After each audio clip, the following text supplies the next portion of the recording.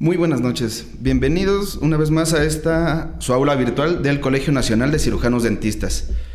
Mi nombre es Alfonso Hernández Durán, soy miembro de la mesa directiva de la Academia Mexicana de Odontopediatría y hoy tengo el gusto de presentarles a la doctora Crisanta Judith Sánchez Martínez. Hoy la doctora nos va a hablar sobre anestesia general en odontopediatría. Antes de pasar a la conferencia, a la plática, me voy a permitir leer un poco de su currículum. La doctora es cirujana dentista, egresada de la Facultad de Odontología UNAM. Es odontopediatra, egresada de la División de Estudios de Posgrado e Investigación de la Facultad de Odontología UNAM. Trabajó en el Instituto Nacional de Comunicación Humana de la Secretaría de Salud durante 4 años. También en la Dirección de Insumos para la Salud de la Secretaría de Salud durante otros 4 años. Y, muy importante este punto, trabajó 25 años en el Hospital General Dr. Manuel G. González como coordinadora de Servicio Social de Estomatología de diferentes universidades en la misma institución durante 23 años. Y también fue profesora de la especialidad de odontopediatría en la Universidad Latinoamericana, ULA, durante 9 años. También lleva su práctica clínica desde 1982 hasta la fecha. Como pudieron escuchar, es una trayectoria bastante extensa y estoy seguro que tiene mucho que compartirnos al respecto. Doctora, le cedo el micrófono y a la audiencia. Muchas gracias, doctor. Buenas noches, tengan todos ustedes. Agradezco la invitación a la doctora Marta Rosa Preciado Delgado y a todos los que forman parte de la Academia Mexicana de Odontopediatría para participar esta noche en el aula virtual. Y como ya mencionó el doctor, voy a hablarles de anestesia general en odontopediatría. Y bueno, empezando el tema, voy a comentarles que ha habido y sobre todo 3 grandes aportaciones en la historia de la medicina que se han considerado brillantes y grandes pilares porque han dado soporte y constante protección a la cirugía. Y me refiero a la antisepsia, a los antibióticos y a la anestesia. Les voy a dar una pequeña descripción de lo que sería una anestesia general, y es un estado reversible de inconsciencia que va a ser producido por agentes anestésicos, y también vamos a tener la pérdida de la sensación de dolor en todo el cuerpo. Los anestésicos generales van a ser capaces de deprimir el tejido excitable a todos los niveles del sistema nervioso central. Una característica muy importante y fundamental de un fármaco o de un anestésico es su reversibilidad. Una vez que las moléculas del fármaco abandonan la célula, esta tiene que retornar a su condición inicial o estado normal. Otra característica de estos fármacos es que va a existir una pérdida de los reflejos protectores de la vía aérea. Hay una pérdida inclusive de la capacidad de respirar espontáneamente, y esto va a depender del nivel de profundidad de la anestesia. Una de las mayores características e importantes características de los anestésicos va a ser que tengan un rápido inicio de acción y una rápida recuperación. Su duración de acción debe ser controlable. Sus niveles de profundidad anestésica deben de ser fáciles de identificar, de alcanzar, de medir y de cambiar si es necesario. Y esto debe de llevarse a cabo sin efectos secundarios sobre ningún órgano vital. Otra característica, son muchas, pero entre ellas encontramos también que debe de existir una adecuada relajación muscular con un amplio margen de seguridad y una ausencia de efectos tóxicos. Así pues, el anestésico ideal es aquel que debe actuar rápidamente con una oxigenación suficiente y sin ningún efecto cardiovascular, metabólico, respiratorio, hepático y renal. Los anestésicos generales o los fármacos van a actuar a nivel del sistema nervioso central, principalmente estabilizando lo que es las membranas de la neurona, en donde va a existir una disminución en la cantidad de transmisor liberado por el impulso nervioso y que nos va a dar como consecuencia una disminución de la transmisión postsináptica. Así, en resumen, un anestésico o un fármaco para una anestesia general debe de tener la característica de ser hipnótico o crear una gran hipnosis, debe de existir amnesia, inconsciencia, relajación muscular y analgesia. Bueno, les voy a hablar de los tipos de anestesia general, más que nada de los medicamentos o fármacos que se utilizan en el procedimiento de la anestesia general. Los medicamentos o fármacos se combinan, ya que existe primero lo que sería una anestesia inhalatoria, que es a través de una mascarilla, en donde se van a administrar los anestésicos indicados por el anestesiólogo y también el oxígeno. Dentro de los gases o anestésicos que se utilizan en la anestesia inhalatoria vamos a encontrar uno de los más usados, que es el óxido nitroso. Se usa hace muchísimos años y se sigue utilizando. Es un gas inorgánico, incoloro, no es inflamable, no es explosivo, no es irritante, tiene un olor dulce. Este es poco soluble en sangre y tiene poca afinidad con los lípidos. Es un anestésico de baja potencia, por lo que no es recomendable utilizar este gas como único anestésico.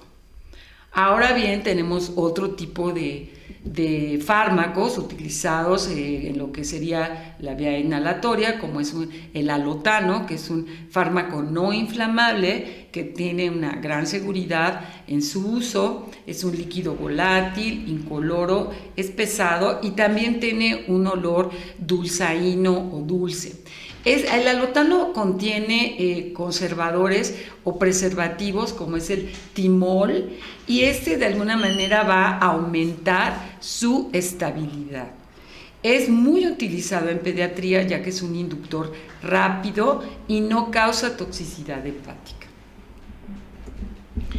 Otro fármaco que es un derivado del alotano es el enflurano, que es un éter metílico, también es un líquido claro, incoloro, no es inflamable, también es de olor suave y dulce y no va a usar preservantes. Esta es una gran ventaja del enflurano. El enflurano nos va a dar una mayor relajación que el alotano, sin embargo, debido a su baja potencia, es muy importante que se combine con relajantes musculares para mejorar la calidad de la anestesia. Este tipo de fármaco no debe ser utilizado en pacientes con antecedentes convulsivos, hipovolémicos ni con daño renal. Otro derivado del alotano sería el isoflurano, Es un éter halogenado y produce irritación en vías aéreas. No es muy utilizado para inducción, sino mejor se utiliza para mantenimiento de la anestesia. Ahora bien, voy a hablarles de lo que serían los medicamentos o fármacos que se utilizan en una anestesia endovenosa. Es importante enfatizar que se utilizan tanto los anestésicos por vía inhalatoria como los anestésicos de vía endovenosa al mismo tiempo. Esto para mejorar la calidad de la anestesia.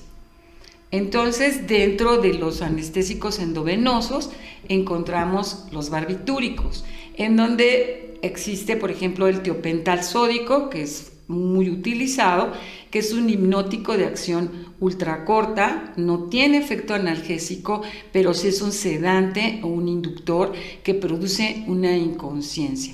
Se utiliza para procedimientos cortos, pero siempre debe acompañarse de algún analgésico o anestésico inhalatorio.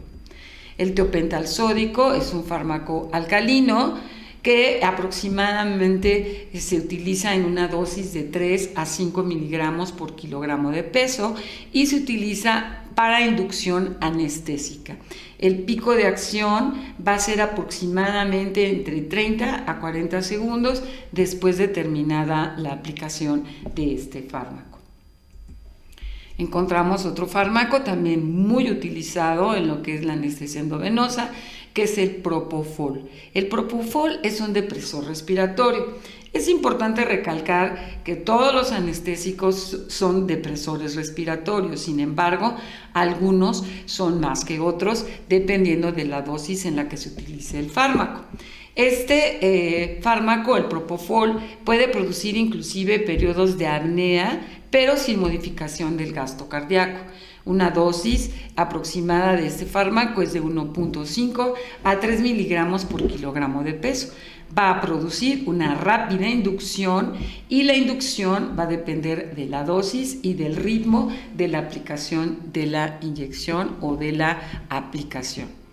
El propofol proporciona una recuperación rápida de 5 minutos aproximadamente y su metabolismo es principalmente hepático.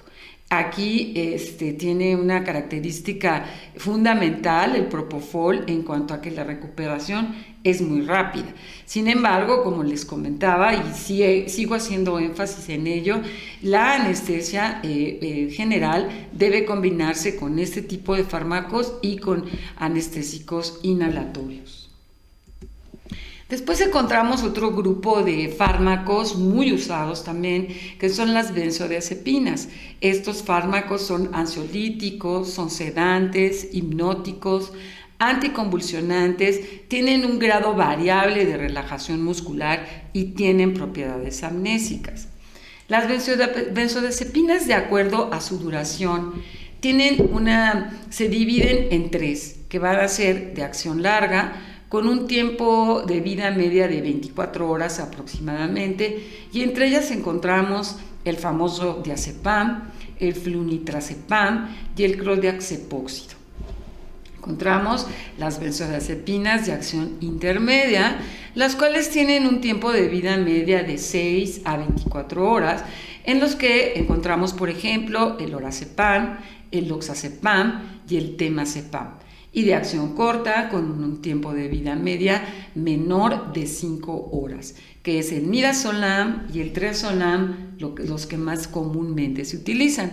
Aquí hago una mención especial del midazolam, ya que tiene características muy buenas de inducción, es soluble en agua, tiene un metabolismo muy rápido y algo muy importante, mantiene las variables hemodinámicas respiratorias aún en pacientes de alto riesgo.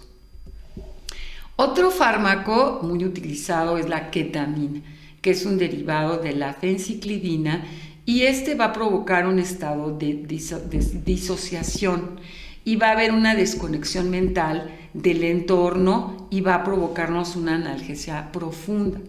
En odontología, este fármaco se utiliza con mucha frecuencia en sedación en niños.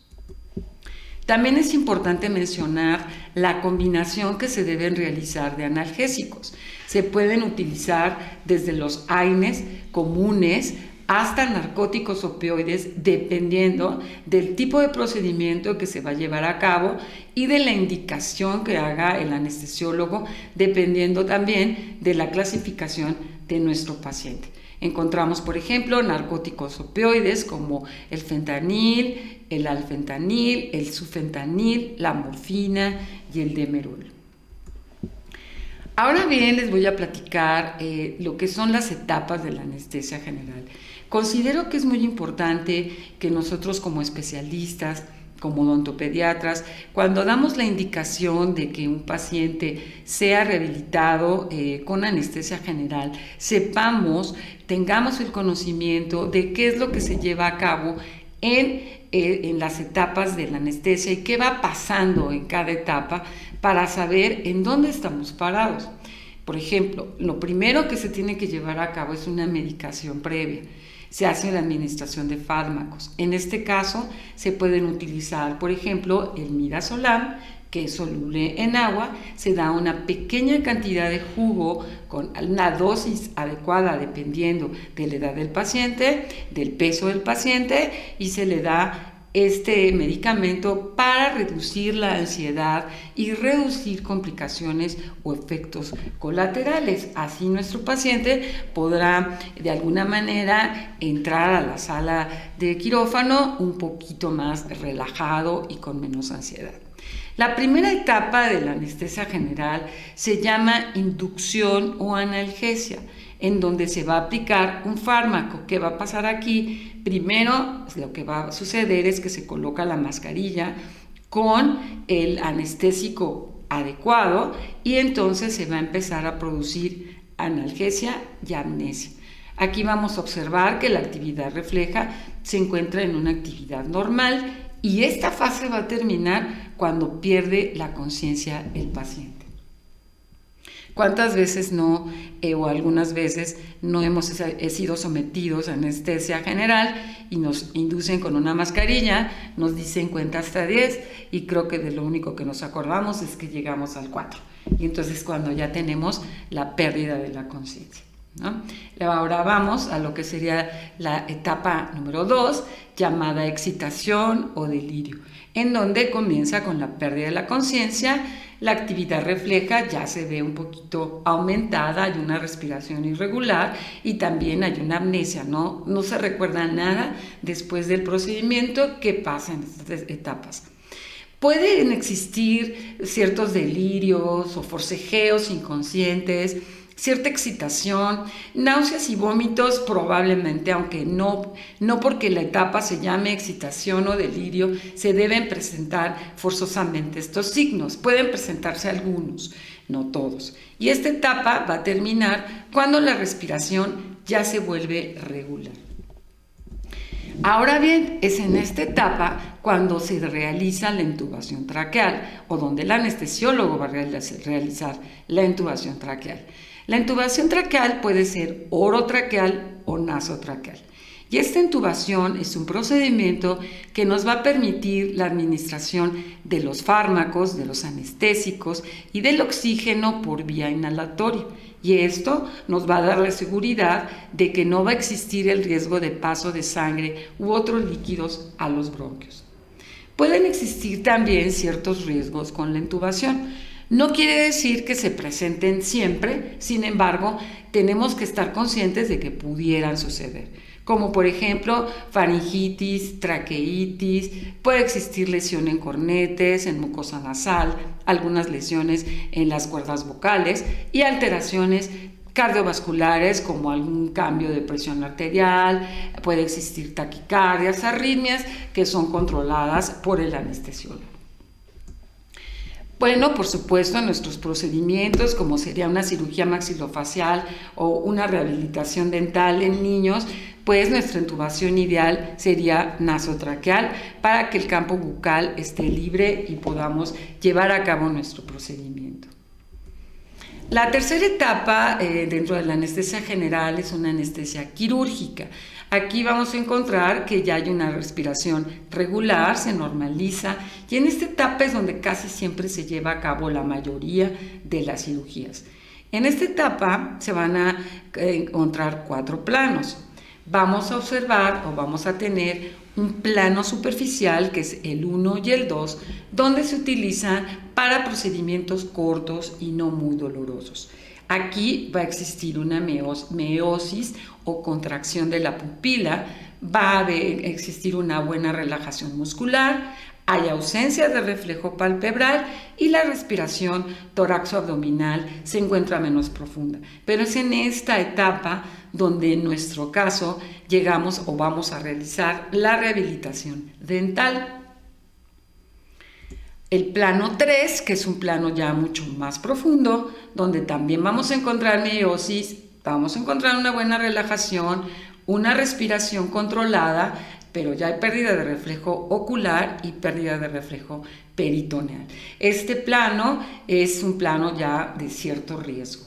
Cuando ya encontramos el plano 4, ya es un plano 4 de un riesgo muy alto, en donde se denomina parálisis vulvar, ya que se va a deprimir intensamente el centro vasomotor y respiratorio, y esto nos puede dar como consecuencia que haya una respiración o una falta de respiración espontánea que puede llegar a presentar un colapso cardiovascular, un paro cardíaco y puede venir la muerte. ¿Qué pasa aquí? Pues es cuando el anestesiólogo debe disminuir, antes por supuesto de que pase esto, debe disminuirse la dosis de cantidad de anestésico.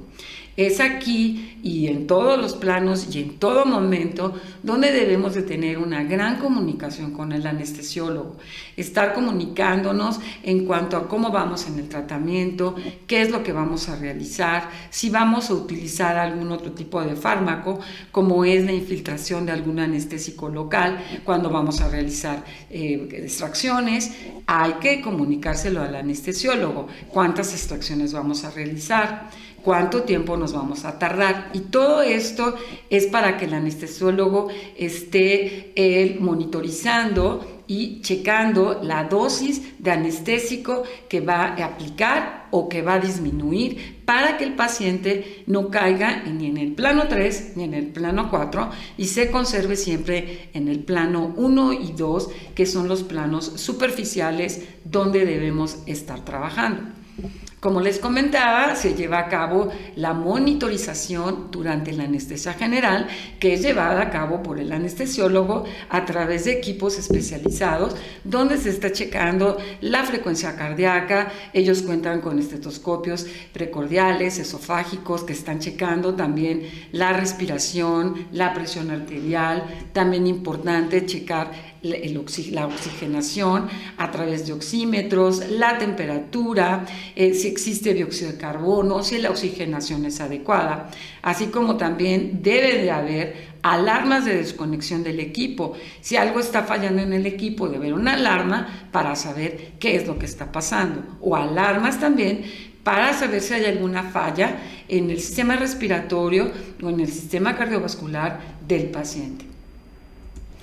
Y bueno, después de que se lleva a cabo el procedimiento ya de rehabilitación, vendría lo que sería ya la recuperación. Como les mencioné anteriormente, la comunicación con el anestesiólogo es primordial, ya que nosotros vemos que nos faltan 5 o 10 minutos para terminar nuestro procedimiento. Nosotros comunicamos al anestesiólogo que nos faltan 5 o 10 minutos, él va bajando la dosis de anestésico para que pueda empezarse a revertir el efecto anestésico y entonces se dé ya lo que es el camino que se recorre hacia lo que es el despertar del paciente. En este momento también el anestesiólogo decide desentubar el momento en el que ya cree conveniente que hay que desentuba al paciente y deja al paciente con la mascarilla, con oxígeno, y esperamos todavía en la sala quirúrgica la cierta recuperación del paciente. Cuando ya al paciente se le llama por su nombre y el paciente empieza a hacer ciertos movimientos, abre un poco los ojos, estamos en el momento del inicio de la recuperación.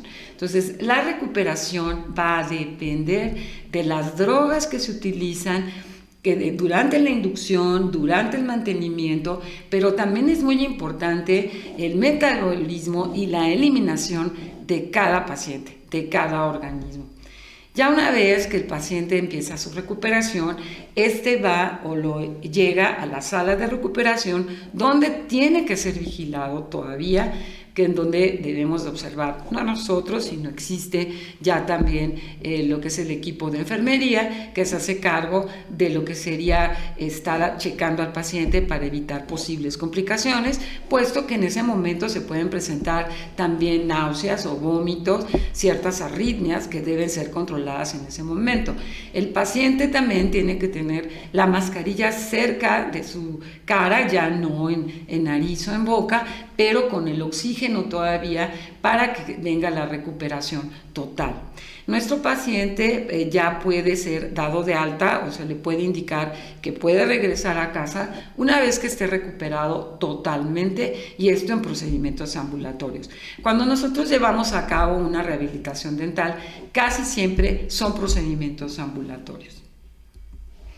Y bueno, ahora les voy a hablar de las indicaciones para nosotros poderle indicar, a su vez, perdonen que nuevamente use la palabra, para saber a qué pacientes vamos a indicarles una rehabilitación bucal con anestesia general.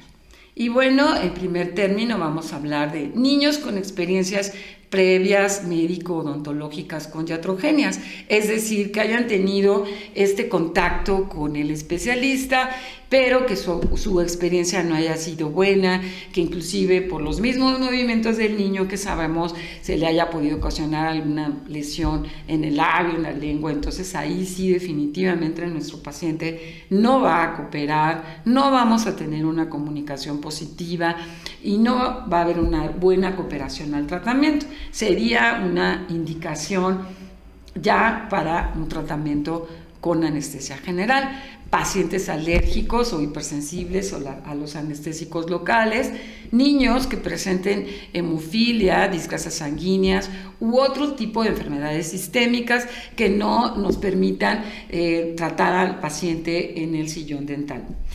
También otra indicación sería en niños pequeños de corta edad que ya presentan caries temprana de la primera infancia, a los cuales, bueno, pues no se les dio una buena higiene desde bebés, no, el biberón lo siguen utilizando, tienen 2 años y siguen con el biberón con azúcares, con tés, con refrescos, que es lo que les va a ocasionar graves problemas de caries de tercer y cuarto grado.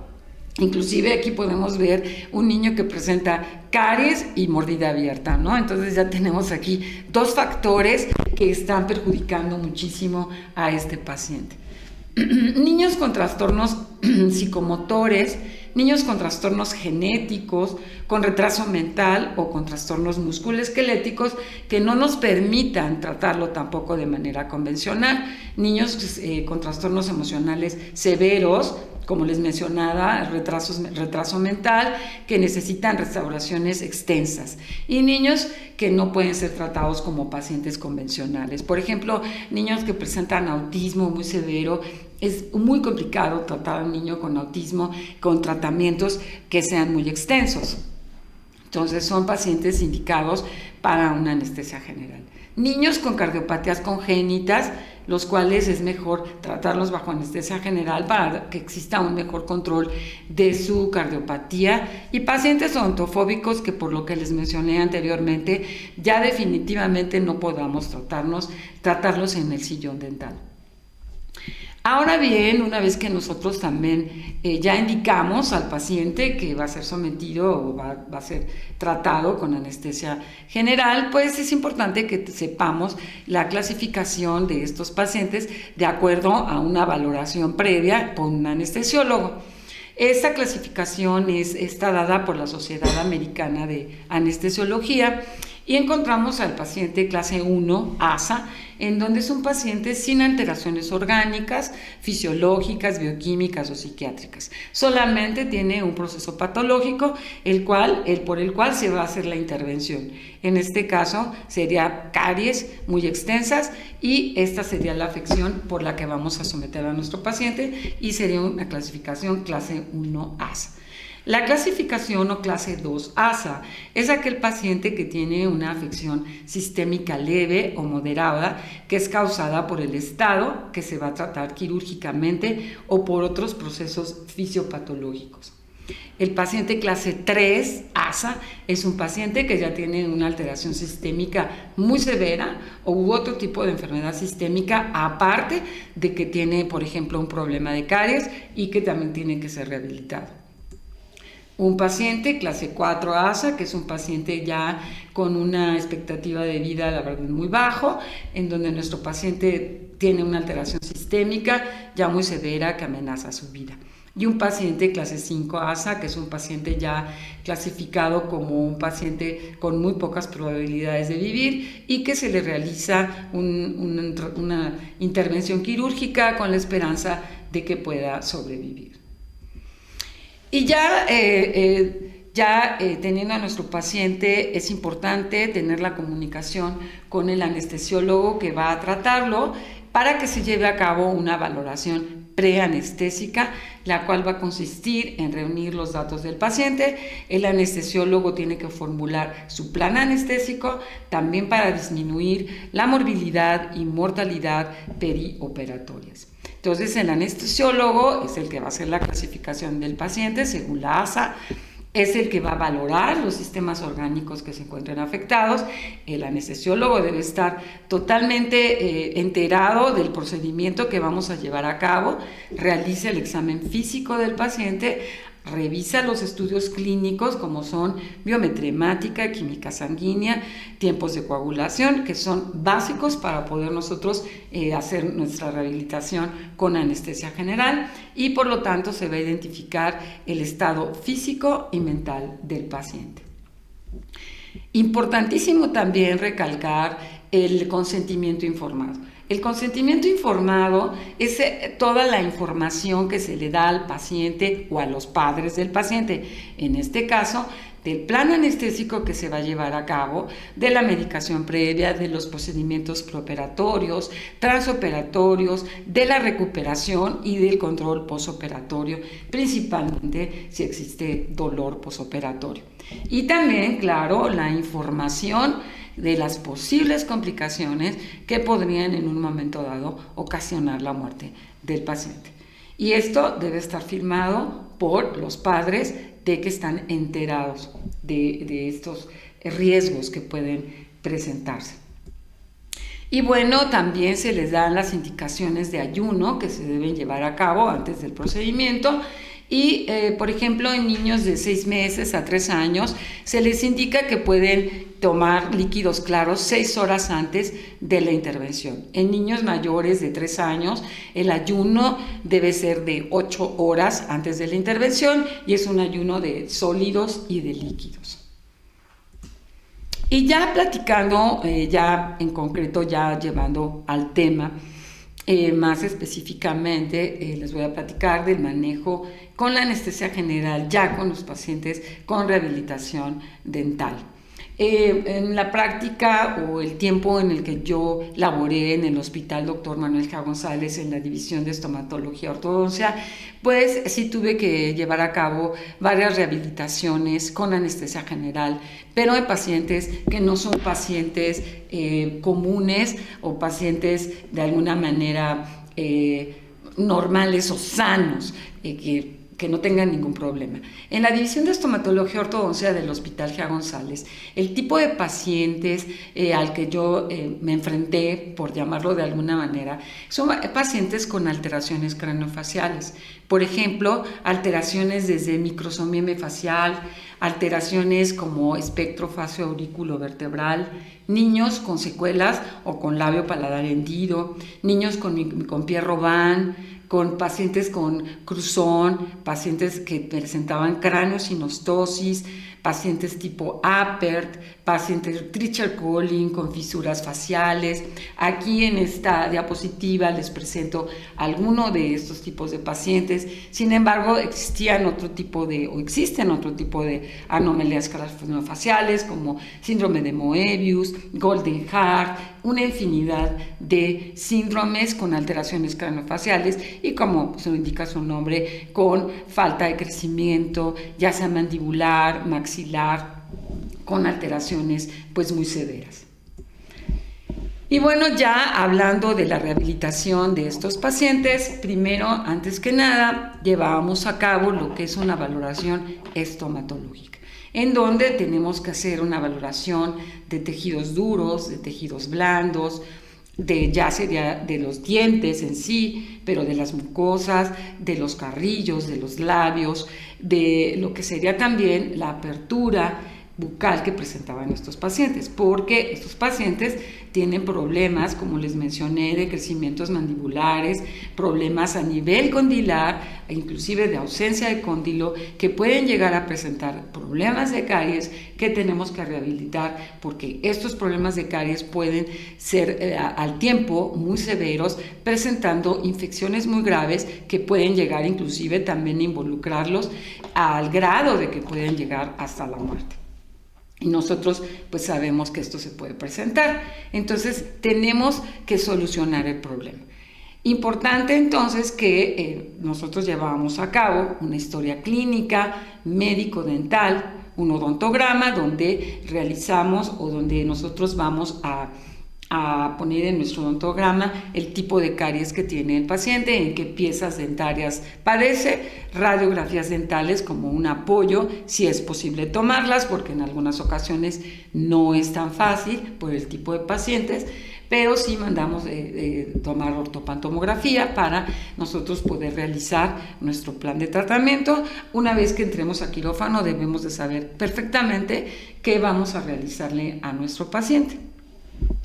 Y ya el manejo estomatológico como tal, ¿qué es lo que va a pasar? Primero llega el paciente el día indicado, en la hora indicada, entra a la salita, pero ahí se le da la medicación, una medicación previa que normalmente es con midazolam, para posteriormente, después de un rato, de unos 10, 15 minutos, que el paciente se encuentre más tranquilo, entra a la sala de quirófano, en donde lo recibe. Ahí estamos nosotros como responsables. En primer lugar, pues yo era la única odontopediatra en esa división, claro que acompañada de los pasantes que ahí realizan su servicio social, pero el paciente primero llega con el anestesiólogo. El anestesiólogo es quien recibe al paciente, es el que coloca la mascarilla en primer lugar, para poderlo inducir ya a lo que sería la primera etapa de anestesia, como se los mencioné. Entonces se coloca la mascarilla, el paciente pierde la conciencia y aquí es donde se empiezan a combinar los medicamentos también por vía endovenosa. Se canaliza al paciente y se empiezan a aplicar los medicamentos por vía endovenosa. Ya después de esto se entuba al paciente. ¿Qué pasa en estos casos? En los casos a los que yo me enfrenté mucho en el hospital era que no todos los pacientes podían ser entubados por vía nasal, entonces tenían que ser entubados por vía oronasal, orotraqueal, por lo que teníamos que trabajar sin dique de hule. Lo ideal es trabajar con dique de hule, pero había pacientes con los cuales no podíamos llevar a cabo esto. Entonces se entubaba por vía bucal, se entubaba y el tubo se dejaba adherido, fijado en una parte de la boca y entonces colocábamos o colocas el abrebocas para tener una mayor apertura. Posteriormente se indica el uso de una gasa retrofaringea. La gasa retrofaringea es importantísima colocarla para evitar que se vayan líquidos o sangre a la tráquea. Entonces ponemos la gasa retrofaringea y ya que ponemos nuestra gasa retrofaringea empezamos a trabajar un lado. Primero trabajamos lo que es un lado derecho o lado izquierdo, lo que es la arcada superior o la arcada inferior. Aquí yo trabajaba como la cirujano, la rehabilitación y pues los pasantes de alguna manera son los que asistían. Tenía yo el asistente, el encargado de lo que sería la mesa con el instrumental y los medicamentos y un pasante era el asistente ambulatorio. Hacíamos nuestro procedimiento y ya que terminábamos una parte, le indicábamos al anestesiólogo que ya terminábamos y cambiaba el tubo hacia el otro lado para que trabajáramos la siguiente parte. Una vez que terminábamos nuestro procedimiento, igual comunicábamos al anestesiólogo el tiempo que faltaba y entonces empezaba a disminuir la dosis de anestésico. Y ya posteriormente pues terminábamos el procedimiento y pues todo el equipo estábamos ahí ya al finalizar ya el tratamiento. Después aquí les muestro un caso, la verdad, clínico muy, pues la verdad muy sencillo, porque sí se presentaban casos mucho más complicados. Sin embargo, esta es una paciente con una microsomía facial ligera y a la cual presentaba caries de tercer grado, donde le realizamos tratamientos pulpares y rehabilitación con coronas acero cromo. Y después también otro paciente muy similar, en donde también presenta caries de tercer grado y también realizamos tratamientos pulpares y coronas. Y un último caso es en donde un paciente con Golden Heart que tenía falta de crecimiento mandibular, al cual le iban a colocar un aparato ortopédico, perdón, ortopédico, pero primero llevamos a cabo la rehabilitación con las coronas, hicimos una rehabilitación completa y posteriormente se le colocó, ya los ortodoncistas hicieron su labor y colocaron el aparato denominado Herbst para estímulo de crecimiento de la mandíbula de esta paciente. Y bueno, aquí pues yo nada más quiero enfatizar que es muy importante también llevar a cabo una anestesia general en los pacientes porque hay un mayor control si se nos llega a presentar alguna complicación en cuanto a una depresión del sistema respiratorio, pues los anestesiólogos en un momento dado pueden inmediatamente solucionar estas complicaciones. Para ellos también era complicado este tipo de pacientes. El entubar a ese tipo de pacientes no es fácil. Sin embargo, siempre obtuvimos con éxito la cooperación y el apoyo de los anestesiólogos, siempre con una gran comunicación con ellos y salimos exitosos en todos nuestros tratamientos. Y bueno, por mi parte sería todo. Les agradezco mucho su atención y espero que esta información sea de utilidad en su práctica. Muchas gracias y buenas noches. Bueno, doctora, muchísimas gracias por su presentación. La verdad fue bastante interesante. Como dice, creo que sí aprendimos varios puntos importantes, recordamos algunos otros.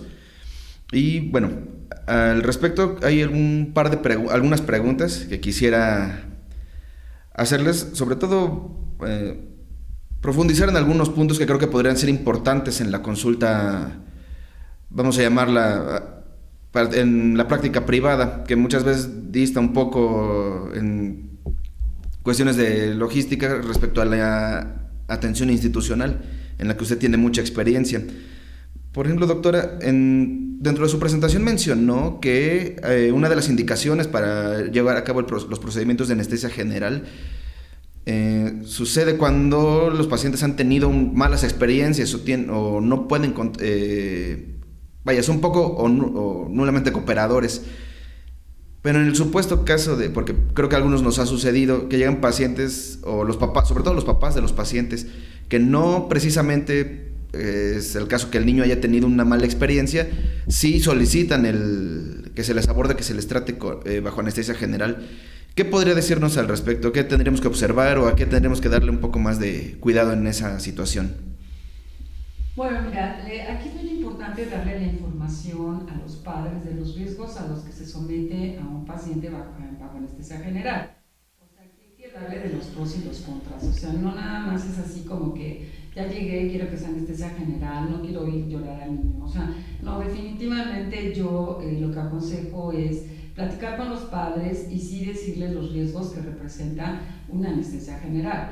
Entonces ellos elegirán lo que les convenga. Sin embargo, es nuestra responsabilidad hacerles la conciencia de que no todos los pacientes son indicados para anestesia general. Entonces aquí sí sería hacerles conciencia a los padres si realmente quieren someter a un riesgo tan grande a su hijo o hija, ¿no? Entonces sí comentarles todos estos riesgos, ¿no? Eso sería lo que yo les indicaría. Muy bien, doctora. Muchas gracias. Otro tema interesante que pudimos identificar en su presentación, y sobre todo creo que el auge comercial que siempre se ha manejado en torno, podremos hablar un poco sobre quisiera pedirle que profundizara un poquito más sobre la sedación. Entiendo, no es anestesia general, pero sí la sedación con óxido nitroso, ya que muchas veces uno entiende comercialmente hablando el objetivo de las casas que se dedican al vender este tipo de equipos. Su objetivo es vender, pero también nosotros tenemos que tener información o elementos para decidir en qué momento o bajo qué circunstancias sí lo podríamos utilizar, a lo mejor en un consultorio dental o necesariamente en un quirófano. ¿Qué nos podría mencionar al respecto? Definitivamente el óxido nitroso, como lo mencioné, es un gas que sí provoca una cierta sedación o relajación, pero yo lo recomendaría solamente para procedimientos muy cortos, no como para procedimientos o rehabilitaciones extensas. definitivamente, porque todo anestésico produce depresión del sistema respiratorio y no sabemos cómo va a responder el paciente. Cada paciente se debe manejar como un paciente individual. Entonces, yo no recomendaría, yo personalmente, el uso del óxido nitroso solamente, o sea, como único anestésico para una rehabilitación como tal.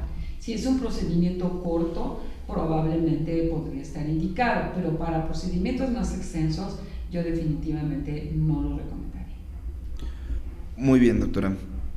Continuando un poco más, quisiera también, lo mencionó en su presentación, pero sí también quisiera profundizar un poco más porque, sobre el tipo de pacientes que son candidatos para atenderse en el Hospital General Manuel G. González.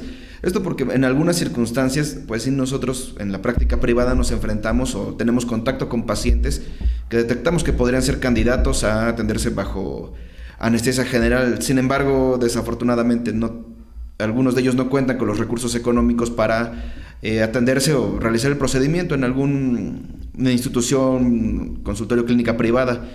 ¿Qué tipo de pacientes son candidatos para atenderse hacer el uso de este servicio en el hospital? Bueno, en el hospital G. González, en la división de estomatología y ortodoncia, el tipo de pacientes que se ven son pacientes con síndromes craneofaciales principalmente, labio paladar hendido y síndromes como lo mencioné, como síndromes de Goldenhar, síndrome de Treacher-Collins, síndrome de Apert. O sea, esto es un requisito fundamental para poder ser atendido en el Hospital G. González. O sea, un paciente sano que solamente presente caries no es candidato para entrar como paciente al hospital en cuanto a la división de estomatología y ortodoncia. Ok, doctora, en cuanto a los pacientes con alguna alteración sistémica, ¿son candidatos también o recomendaría acercarnos a otra institución? Tampoco son pacientes que se puedan, que sean aceptados o que sean indicados por protocolo en el Hospital G. González. Aquí el tipo de pacientes ya con alteraciones sistémicas estarían indicados como para el Instituto Nacional de Pediatría o el Hospital Infantil, donde sí ven este tipo de pacientes que están de alguna manera involucrados sistémicamente o presentan algunas otras alteraciones. Ok, muy bien, doctor. Muchas gracias por esos datos. Creo que son muy interesantes, sobre todo para que podamos orientar a nuestros pacientes en caso de que lo requieran. Y, doctora, para dar por finalizada la sesión, quisiera preguntarles, es una pregunta respecto a cuestiones de educación continua. Sabemos que la educación no termina con el título de cirujano dentista o de especialista. Prueba de ello es este tipo de sesiones que estamos teniendo. ¿A quién nos recomendaría acercarnos o qué consejo le podría dar a las personas que estuviéramos interesados en profundizar un poco más en los tratamientos que se realizan bajo anestesia general?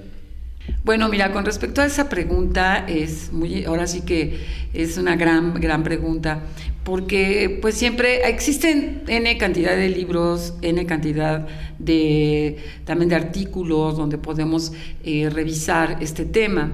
Sin embargo, les voy a contar mi experiencia personal. O sea, cuando yo llegué al Hospital G. González, pues yo llegué con la misma visión que de alguna manera yo creo que muchos salimos de una institución por ejemplo, de la especialidad de odontopediatría, en donde tenemos un enfoque más hacia manejo de conducta del niño y no tenemos tan claro el manejo de un paciente con anestesia general. Entonces, cuando yo llego al G. González y me dicen, tienes que ver un paciente a la semana con anestesia general. ¿Cómo? Me asusté, la verdad, soy así. Entré a quirófano y yo decía, ¿qué es esto? O sea, no sé nada, ¿no? Entonces empecé a buscar libros, me empecé a acercar a los anestesiólogos que impartían o les daban la anestesia a los pacientes y la verdad es de ahí donde yo empecé a aprender, donde ellos me empezaron a explicar las posibles complicaciones, la dosis de los medicamentos, por qué usaban, cómo usaban los medicamentos, desde la medicación previa, lo que era la inducción, qué tipo de gases utilizaban, cómo hacían el mantenimiento. Entonces, realmente mi aprendizaje fue con una experiencia de vida y de años. Cada paciente, como lo dije hace rato, es un paciente diferente, individualizado, independientemente de que presente una anomalía craneofacial o no presente una anomalía. Todos los pacientes son diferentes y depende de ello el tipo de medicamentos que se van a utilizar. Entonces, yo podría decir ante esta pregunta que sí es importante que sigamos escuchando la experiencia de otros para en un momento dado aprender, porque todo, la verdad, el aprendizaje nos los da la experiencia. Claro, el leer, el estar al día con los artículos, con las investigaciones, pero siempre el escuchar a todos nuestros colegas, a los equipos de trabajo, es muy importante. Muy bien. Muchas gracias, doctora, sobre todo por ese último consejo. Creo que es bastante aplicable. Creo que la única forma que tenemos de crecer como profesionistas, como especialistas, pues es tratar de aprender lo más que podamos, y qué mejor maestro que la experiencia sobre la propia, pero también muy importante la de las personas que nos rodean. Entonces, muchas gracias por compartir hoy con nosotros todos sus conocimientos, la experiencia adquirida durante toda esa trayectoria. Muchísimas gracias. A nombre del Colegio Nacional de Cirujanos Dentistas, de la Academia Mexicana de Odontopediatría, muy buenas noches. Buenas noches y muchas gracias por la invitación.